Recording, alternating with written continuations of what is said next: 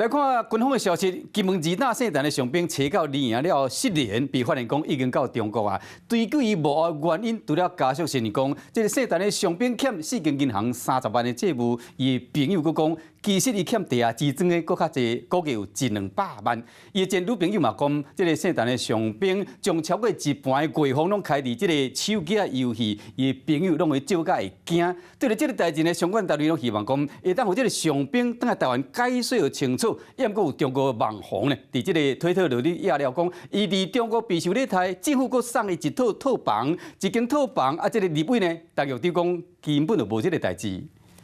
还是说15号就要通缉？金门地检署的检察官已经以最快的速度在处理当中。金门二胆阿兵哥受去中国银行失联，检调单位准备发布通知，伊先转走去，内部失联说谎逼出来，对了家属查证欠4间银行30万的债务，朋友佫压了讲，伊伫咧地下钱庄欠的钱佫较济，估计有100-200万，手机内底拢是互讨小的电子批。前女朋友嘛讲，伊袂晓欠钱，逐个月就开买一半薪水，拢伫咧算手机的电动。那女朋友、介识识朋友，拢去借钱，借甲惊。说多大家再说，就等他自己回来跟大家讲。所以这都是耳闻嘛，我们假如要处理事情的话，一定要于法有据，要跟他当面由他来讲，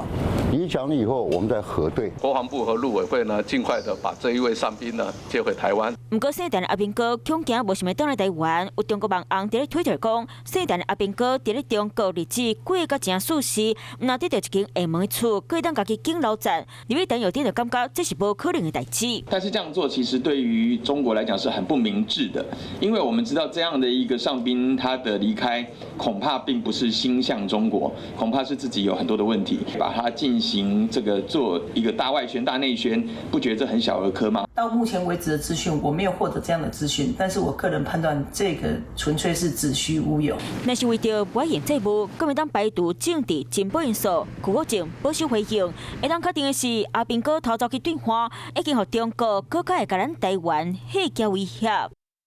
有事没事赶紧转开华视，还没有订阅华视的 YouTube 频道吗？赶紧按赞、订阅、开启小铃铛，我们华视 YouTube 见。